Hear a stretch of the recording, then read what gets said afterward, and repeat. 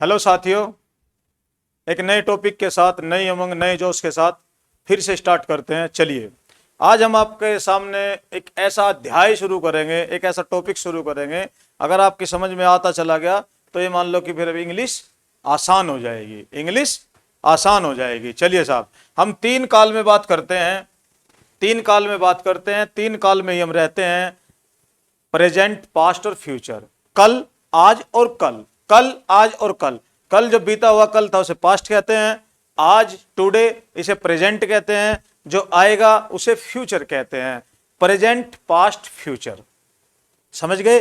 Present tense, past tense, future tense. Present tense होता है वर्तमान, पास्ट टेंस होता है भूतकाल और फ्यूचर टेंस होता है भविष्यकाल। ठीक है, चलिए साहब, यहां ये थ्री टाइप्स होते हैं टेंस, थ्री टाइप्स। ठीक है, पहले जो होता है प्रेजेंट टेंस होता है, present tense. Second past tense होता है। थर्ड फ्यूचर टेंस होता है।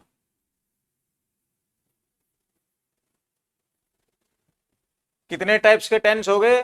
थ्री टाइप्स से टेंस हो गए, प्रेजेंट, पास्ट एंड फ्यूचर। इनके भी फोर टाइप्स होते हैं। ठीक है, फोर टाइप्स कौन कौन से होते हैं? इंडेफिनिट,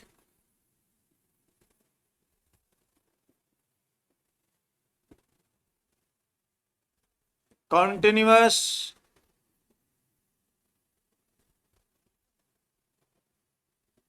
परफेक्ट,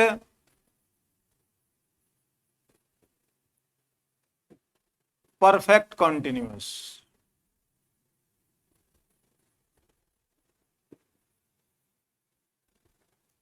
इन्हें बनाने के लिए, इन्हें पढ़ने के लिए हमें किन किन चीजों की आवश्यकता होगी?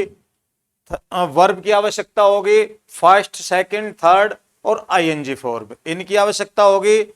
और क्या चीज की आवश्यकता होगी? देखिए, अगर इंडेफिनिट को देखें, इंडेफिनिट को देखें, इंडेफिनिट की हम पहचान कैसे करेंगे?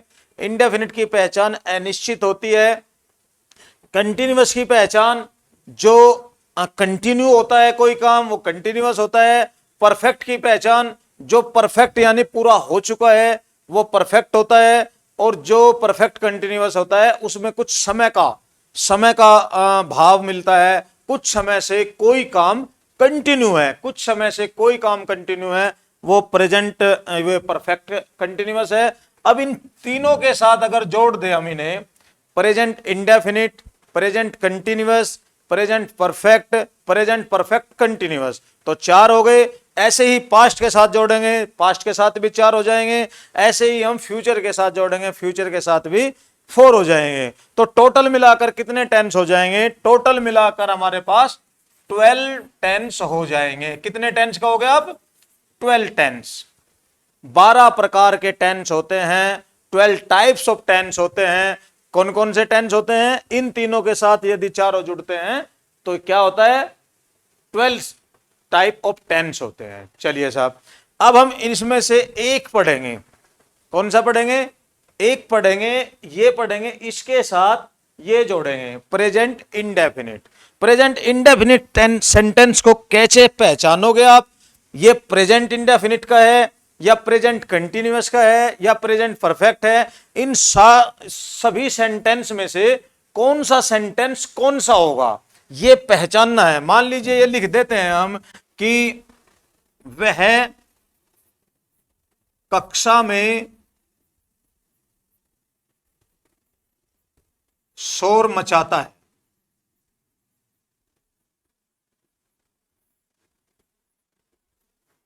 देखिए, अगर हिंदी के सेंटेंस में पहचान करोगे, ट्रांसलेशन में जाओगे, तो जितने भी इंडेफिनिट के सेंटेंस होंगे उनके अंत में ये लगेगा। जितने भी इंडेफिनिट के सेंटेंस होंगे उनके अंत में ये लगेगा। खासकर प्रेजेंट इंडेफिनिट के अंत में आपको नजर आएगा ये तो पुल्लिंग हो गया, ये ती है, ये स्त्रीलिंग हो गया, ते है, ता हूं। देखो ये आपकी हिंदी की पहचान हो गई।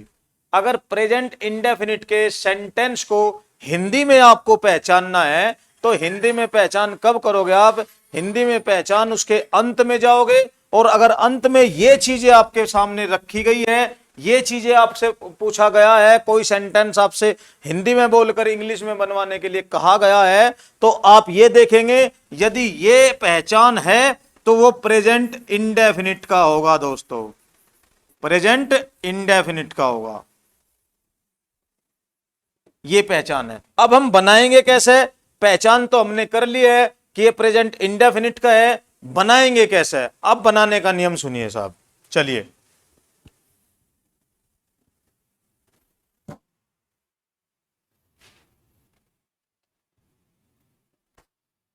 बनाने के हमारे पास 4 नियम है, देख लीजिए कौन कौन से। हम अगर कोई किसी सेंटेंस को बनाते हैं तो हम पहले नंबर पर देखते हैं पहचान कि कौन से टेंस का ये सेंटेंस है। मैं इंग्लिश में बताऊंगा इंग्लिश की पहचान कैसे होती है, पहले एक बार बनाना सीख लीजिए, पहचानना सीख लीजिए, उनको समझ में आ जाना चाहिए ये कि कौन से टेंस का है। चलिए अगर हम प्रेजेंट इंडेफिनिट की बात करें,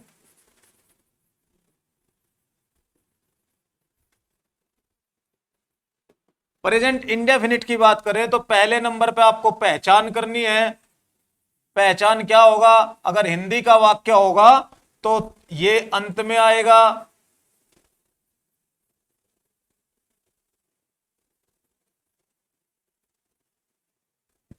ठीक है। दूसरे नंबर पर अगर हम चलते हैं, दूसरे नंबर पर हमें यहां इसकी हेल्पिंग वर्ब की आवश्यकता पड़ेगी। हेल्पिंग वर्ब कौन कौन सी है, कौन कौन सी हमें हेल्पिंग वर्ब लगानी है?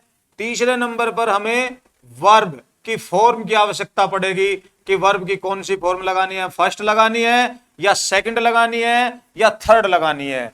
ये ही नियम है, ये ही नियम है। अब यहां क्या चलेगा? देखो पहचान हो गई, हेल्पिंग वर्ब का पता चल गया आपको, हेल्पिंग वर्ब कौन सी है, और वर्ब का पता चल गया, फिर आप सेंटेंस बना लोगे, ठीक है। हम देखते हैं यहां कि अगर हेल्पिंग वर्ब की बात करें तो डू और डज हेल्पिंग वर्ब लगती है। डू डज हेल्पिंग वर्ब लगती है। आपके सामने 2 हेल्पिंग वर्ब हो गई, डू और डज। अब सवाल ये उठता है, क्वेश्चन ये उठता है कि जब 2 वर्ब है सेंटेंस हम एक बनाएंगे और हेल्पिंग वर्ब 2 है, तो इनमें से हम कौन सी किसके साथ यूज करेंगे? चलिए साहब, अब यहां वर्ब की या इसमें या तो वर्ब की फर्स्ट फॉर्म लगेगी या वर्ब की फर्स्ट फॉर्म में एस या ईएस जोड़ दिया जाएगा। ये चीज है, यहां भी 2 चीज हो गई, हम वर्ब की फर्स्ट फॉर्म लगाए या वर्ब की फर्स्ट फॉर्म में एस या ईएस जोड़ दें, ठीक है। इसको हल करते हैं, इसको सोल्व आउट करते हैं कि कहां हम डू का यूज करेंगे, कहां हम डज का यूज करेंगे। इसका फैसला करेंगे आपके सब्जेक्ट, इसका फैसला सब्जेक्ट करेंगे कि भाई सब्जेक्ट हमारे पास 2 प्रकार के होते हैं सब्जेक्ट, एक तो होता है प्लुरल और एक होता है सिंगुलर। और जब हमारे पास सब्जेक्ट 2 प्रकार के होते हैं, सिंगुलर और प्लुरल, जाहिर है इस बात का कि उन्हीं के साथ में ये यूज होगी। सिंगुलर के साथ में कोई सी यूज होगी और सब्जेक्ट के प्लुरल के साथ में कोई सी यूज होगी। देखिए कैसे। अब हम यहां चलते हैं सब्जेक्ट। सब्जेक्ट एक तो सिंगुलर होगा और एक प्लुरल होगा। प्लुरल सब्जेक्ट कौन कौन से होंगे? सिंगुलर सब्जेक्ट कौन कौन सा होगा? सिंगुलर सब्जेक्ट पता है आपको, ही होगा, शी होगा, इट होगा, एनी नेम, कोई भी नाम आपका सिंगुलर होगा। ये सिंगुलर सब्जेक्ट होंगे। अभी सीख लीजिए, नहीं तो पूरे टेंस में परेशान करेंगे ये। सिंगुलर सब्जेक्ट कौन कौन से हैं? Singular he, she, it, any name. Plural subject कौन कौन से हैं? दे, वी, यू, आई। ये प्लुरल हैं। 4 ये हमारे पास प्लुरल हो गए, 4 ये हमारे पास सिंगुलर हो गए, ठीक है। सेंटेंस। अब सब्जेक्ट को पहचानोगे कैसे? क्वेश्चन अब ये क्रिएट हो जाता है, सब्जेक्ट को कैसे पहचानोगे, वर्ब को कैसे पहचानोगे, ऑब्जेक्ट को कैसे पहचानोगे। ये यहां तक हो गया, सिंगुलर सब्जेक्ट, प्लुरल सब्जेक्ट हो गया दोस्तों। चलिए आगे। अगर हम पहचान करते हैं अगर हम पहचान करते हैं कि सब्जेक्ट कौन सा होगा, सब्जेक्ट हमेशा कार्य को करने वाला होता है, और आमतौर पर क्या ये मान लीजिए जनरली ये सबसे पहले मिलता है सेंटेंस में। जब आप बोलोगे, जहां से सेंटेंस शुरू करोगे वहीं सब्जेक्ट हो जाता है, और उस सब्जेक्ट से आप पता लगा लोगे कि ये सिंगुलर है प्लुरल है। वैसे प्लुरल और सिंगुलर का क्या मतलब होता है? सिंगुलर होता है एक, और प्लुरल होता है मोर देन वन, मतलब एक से ज्यादा जो होगा वो प्लुरल होगा, एक चीज होगी वो सिंगुलर होगा। समझ गए? अब हमने पहला सेंटेंस लिखा था कि भाई लड़के कक्षा में शोर मचाते हैं।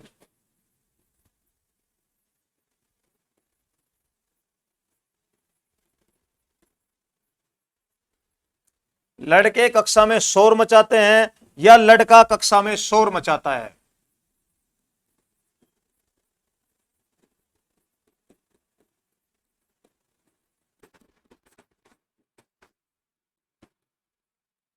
अब देखिए यहां सब्जेक्ट का हमें पता चल रहा है, सब्जेक्ट ये है और सब्जेक्ट ये है। अब यहां सिंगुलर और प्लुरल बता सकते हो। लड़के ज्यादा है तो प्लुरल है, और लड़का एक है तो सिंगुलर है। एक है तो सिंगुलर है, और लड़के हैं तो क्या है? प्लुरल है। और जहां ये बात समझ में आ गई आपके कि भाई सिंगुलर सब्जेक्ट ये है, प्लुरल सब्जेक्ट ये है, पूरे सेंटेंस में क्या होगा? ये तो सब्जेक्ट है, और जो लास्ट में आता है, जो लास्ट में आता है, जो लास्ट में ये आता है मचाना, ये वर्ब है दोस्तों, और बाकी जो बचा वो ऑब्जेक्ट है। फिलहाल इतने से ही काम चलाओ। सब्जेक्ट शुरुआत में, ऑब्जेक्ट बीच में, और वर्ब लास्ट में। ठीक है, इससे काम चलाइए।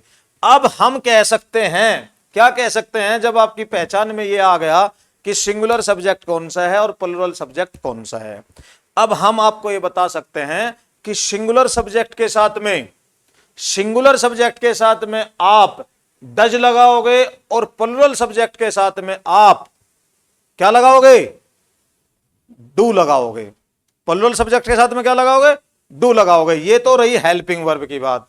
समझ में आ गई बात? अब यहां भी लिख सकते हो, ये सिंगुलर है तो यहां डज, और ये प्लुरल है तो यहां डू। देखिए लिख सकते हैं आप अपने तरीके से भी लिख सकते हैं। अगर सब्जेक्ट सिंगुलर है तो हम डज लगाएंगे, अगर सब्जेक्ट प्लुरल है तो हम डू लगाएंगे। ये समझ में आ गई बात? पहला पॉइंट समझ में आ गया कि भाई सिंगुलर प्लुरल के बारे में बता दिया आपको, सब्जेक्ट वर्ब ऑब्जेक्ट के बारे में बता दिया। तीसरा पॉइंट क्या है दोस्तों? तीसरा पॉइंट इसे फिर से देख लेना अगर समझ में नहीं आया तो। तीसरा पॉइंट चलिए, तीसरा पॉइंट, जब हम यहां सेंटेंस बनाएंगे तो आपके सामने चार प्रकार के सेंटेंस आपको मिलेंगे। चार प्रकार के, एक अफर्मेटिव, एक नेगेटिव, एक इंटरोगेटिव, और एक कह लीजिए जो क्वेश्चन वर्ड से स्टार्ट होते हैं उन्हें कभी कभी हम डबल इंटरोगेटिव बोल देते हैं। नाम रख लीजिए, जो भी आप नाम रखना चाहते हो नाम रख लीजिए, मैं उसे डबल इंटरोगेटिव कह देता हूं, या कह देते हैं क्वेश्चन वर्ड से स्टार्ट होने वाले सेंटेंस। पहले नंबर पे क्या है? अफर्मेटिव। दूसरे नंबर पर क्या है? नेगेटिव। तीसरे नंबर पर क्या है? इंटेरोगेटिव। चौथे नंबर पर क्या है? डबल इंटरोगेटिव, या कह लीजिए क्वेश्चन वर्ड से शुरू होने वाले। देखिए दोस्तों, affirmative, negative, interrogative, double interrogative, इन सेंटेंस को कैसे पहचानोगे आप कि ये अफर्मेटिव है, ये नेगेटिव है, ये इंटरोगेटिव है? अगर ये कहा जाए सेंटेंस में कि भाई क्या वह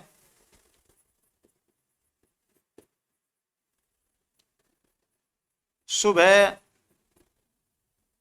चाय पीती है, तो ये क्वेश्चन पूछ रही है, तो ये दोस्तों इंटेरोगेटिव सेंटेंस है। अगर ये कहा जाए वह रोजाना 4 बजे टहलने जाता है,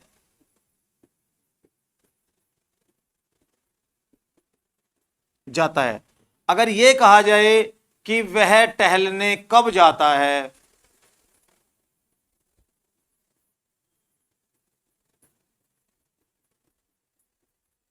अगर यह कहा जाए कि वह चाय नहीं पीता है, या वह चाय चाय नहीं पीती है, वह चाय नहीं पीता है। अच्छा, ये सेंटेंस आपके सामने है चार। इसमें बता सकते हो कौन सा अफर्मेटिव है, कौन सा नेगेटिव है, कौन सा इंटरोगेटिव है और कौन सा डबल इंटरोगेटिव है, मतलब कौन सा क्वेश्चन वर्ड से स्टार्ट होता है। अब देखिए, हम यहां चलते हैं, हम बताते हैं सबसे पहले, सबसे इजी ले लीजिए। सबसे इजी ये है जिनके अंत में इंटरोगेटिव मार्क है, वो इंटरोगेटिव सेंटेंस है। कौन कौन से हैं वे, कौन कौन से हैं जिनके अंत में इंटरोगेटिव मार्क है। ये रहा इंटरोगेटिव मार्क, ठीक है।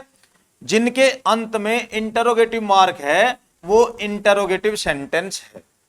समझ गए। अब इंटरोगेटिव भी दो बताए हैं मैंने, एक तो ये इंटरोगेटिव बताया, एक ये क्वेश्चन वर्ड से इंटरोगेटिव बताया है। भाई जिनके बीच में क्वेश्चन वर्ड आ गया वो तो इस श्रेणी में आ जाते हैं, और जहां शुरुआत में क्या से स्टार्ट होता है वो इस श्रेणी में आ जाता है। जो सेंटेंस क्या से शुरू होते हैं, जो सेंटेंस क्वेश्चन पूछते हैं और क्या से शुरू होते हैं, लिख लीजिए, जो सेंटेंस क्या से शुरू होते हैं और क्वेश्चन पूछते हैं वो इंटरोगेटिव होते हैं, और जो सेंटेंस क्वेश्चन पूछते हैं लेकिन क्या से शुरू नहीं होते वो डबल इंटरोगेटिव है। जिन सेंटेंस में कहीं भी नेगेटिव चीज दिखाई दे, मतलब हिंदी में नहीं और इंग्लिश में नॉट दिखाई दे, तो ये नेगेटिव सेंटेंस है। क्या है, नेगेटिव सेंटेंस है। बाकी बचा अफर्मेटिव सेंटेंस। अफर्मेटिव सेंटेंस ना तो नेगेटिव होता है ना इंटरोगेटिव होता है, वो अफर्मेटिव होता है। तो इसमें अफर्मेटिव कौन सा सेंटेंस है, अफर्मेटिव ये सेंटेंस है दोस्तों। देखिए,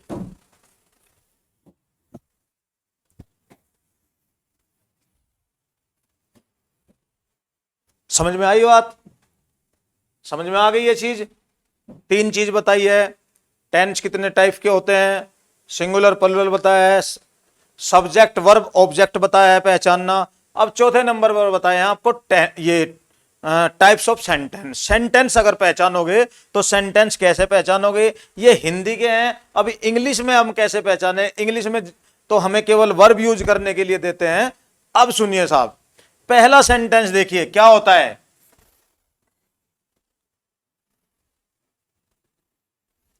अब पहला नियम बताता है, ये कहता है, आप लिख लीजिए, आप अपने उसमें लिख लीजिए, ये कहता है जब प्रेजेंट इंडेफिनिट का कोई भी सेंटेंस अफर्मेटिव होता है, आप अपने उस पर लिखिए, जब कोई भी प्रेजेंट इंडेफिनिट का अफर्मेटिव सेंटेंस होता है, अफर्मेटिव सेंटेंस होता है, तो वहां हम वर्ब की फर्स्ट फॉर्म या वर्ब की फर्स्ट फॉर्म में एस या ईएस जोड़ते हैं। देखिए, मान लीजिए सेंटेंस है दो, अफर्मेटिव सेंटेंस समझिए भाई। हम कहते हैं हम बाजार से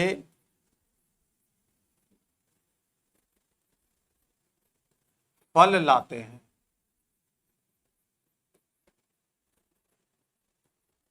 या ये कहते हैं कि सूर्य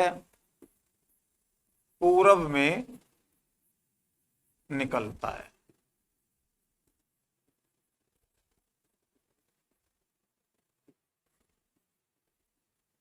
देखिए, ये सेंटेंस इंडेफिनिट का है,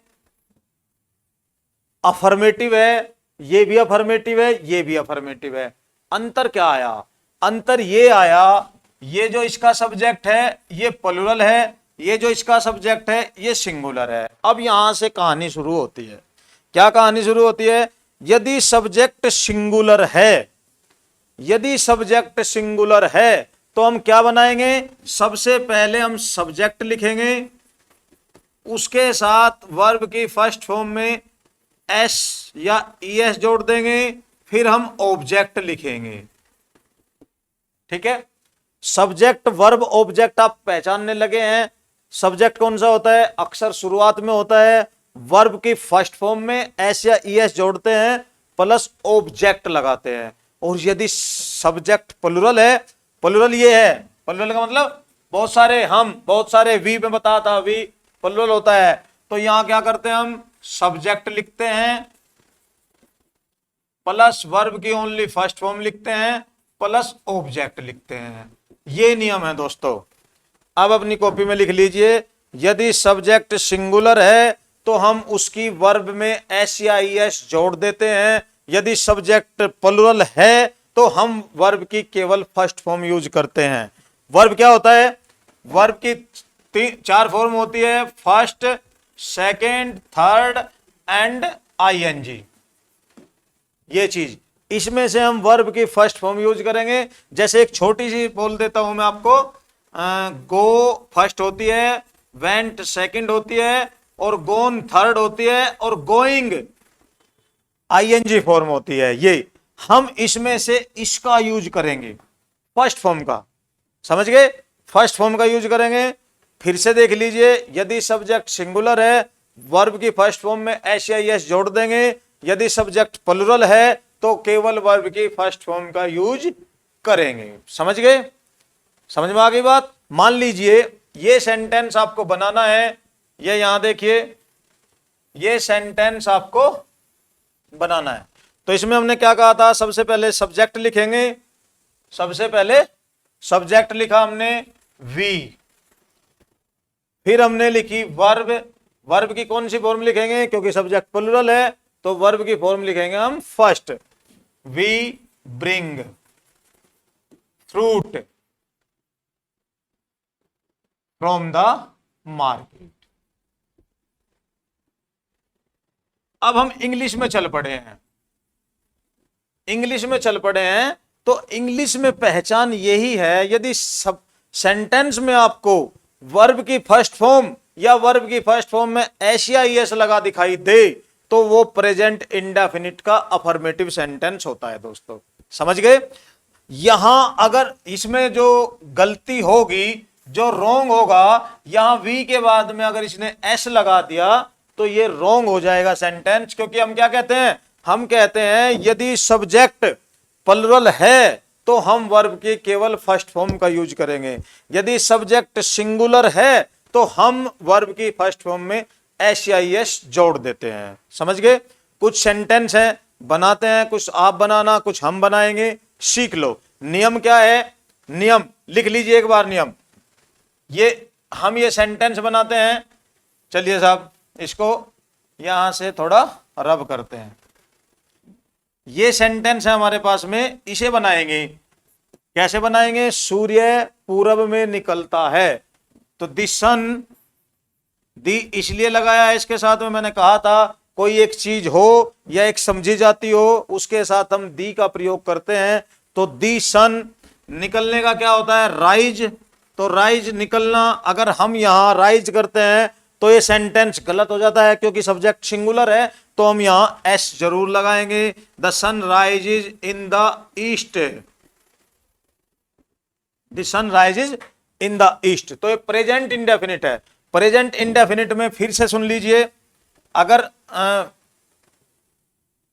प्रेजेंट इंडेफिनिट, प्रेजेंट इंडेफिनिट के अगर अफर्मेटिव सेंटेंस बनाते हैं, ये नियम है भाई, लास्ट कंक्लूजन जो निकल के आया, प्रेजेंट इंडेफिनिट,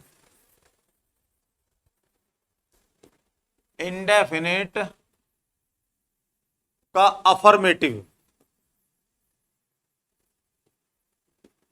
अफर्मेटिव दो प्रकार का होगा, सिंगुलर सब्जेक्ट, सिंगुलर सब्जेक्ट, और एक प्लुरल सब्जेक्ट। सिंगुलर सब्जेक्ट में क्या होगा, सबसे पहले आप लिखेंगे सब्जेक्ट, लिख दिया, फिर उसके बाद वर्ब की फर्स्ट फॉर्म में एस या ईएस जोड़ेंगे, फिर ऑब्जेक्ट, इस रूप में आपका अफर्मेटिव सेंटेंस होना चाहिए। फिर इसके बाद प्लुरल चलेगा, इसमें क्या करेंगे, हम सब्जेक्ट लिखेंगे, फिर इसके बाद हम वर्ब की फर्स्ट फॉर्म ओनली, फिर ऑब्जेक्ट लिखेंगे। अगर ये बनाना आ गया हो, इसके बाद में बहुत ही हल्के, उससे बहुत ही मामूली से उसमें सब सीख जाओगे आप। ठीक है, अगर ये बनाना आ गया हो, बनाकर देखे। मैं एक सेंटेंस बोलता हूं तुम्हें, बनाकर देखे कि हमारे अध्यापक हमें इंग्लिश पढ़ाते हैं। हमारे अध्यापक हमें इंग्लिश पढ़ाते हैं, क्या है? अगर इंग्लिश तो एक ही टीचर पढ़ाएगा ना, तो वो सिंगुलर है, तो क्या कहोगे? My teacher teaches us English. ठीक है, माई टीचर टीचीज अस इंग्लिश। तो ये अफर्मेटिव सेंटेंस हो गया। या ये मेरी मम्मी अपने कपड़े धोती है। मेरी मम्मी अपने कपड़े धोती है। My mom washes her clothes. Washes singular आया है, तो इसलिए हमने वॉशेज लगाया है। एक सेंटेंस, 5 सेंटेंस बोलता हूं, आप करके देखिएगा, फिर मेरे से पूछ लीजिएगा। ठीक है, हम रात में खाना खाते हैं। सुबह ब्रेकफास्ट में हम चने लेते हैं। ठीक है, रोजाना मैं सुबह के टाइम 4 बजे उठ जाता हूं। 3 सेंटेंस हो गए।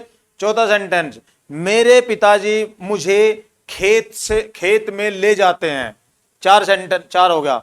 5वां सेंटेंस लिखिए। 5वां सेंटेंस है कि हम नदी में नहाते हैं। बस, हम नदी में नहाते हैं। 5 सेंटेंस है, करिएगा और फिर बताइएगा। चलिए आगे। ठीक है, ये उतार लीजिए। उतारने के बाद आगे चलते हैं। अब हम नेगेटिव सेंटेंस की तरफ चलते हैं। नेगेटिव सेंटेंस यही चलता रहेगा। नेगेटिव सेंटेंस में क्या है?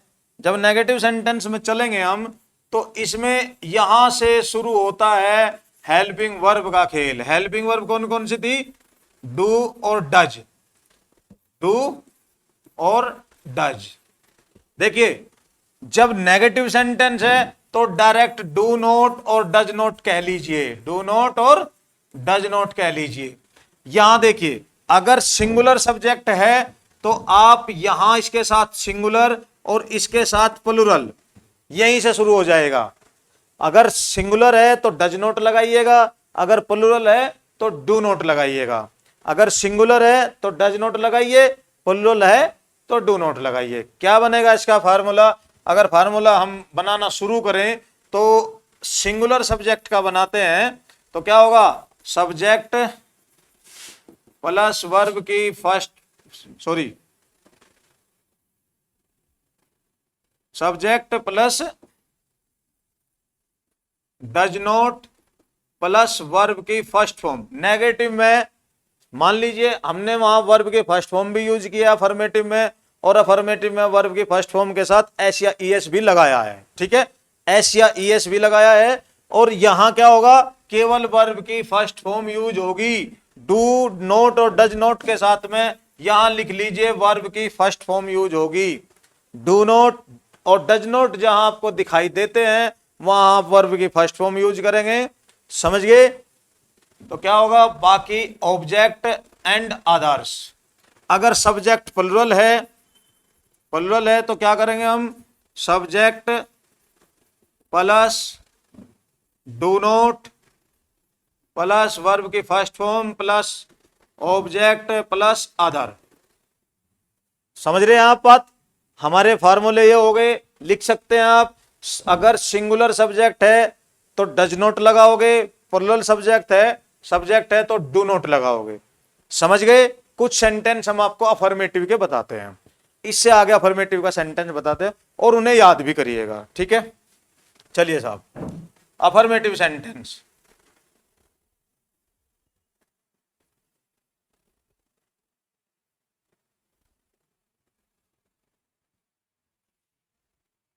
अफर्मेटिव सेंटेंस, यहां अफर्मेटिव सेंटेंस का यूज करते हैं हम।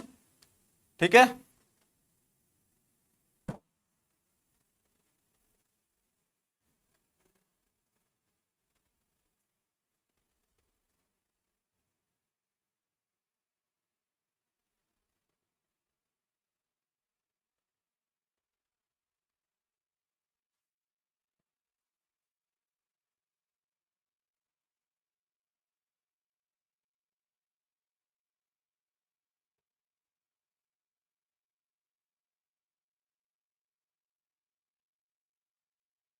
चलिए, वो जो बनाए था आपके लिए, थोड़ा वो टेक्निकल एरर की वजह से गायब हो गया। इससे आगे चलते हैं। क्या है कि मैंने आपको बताया था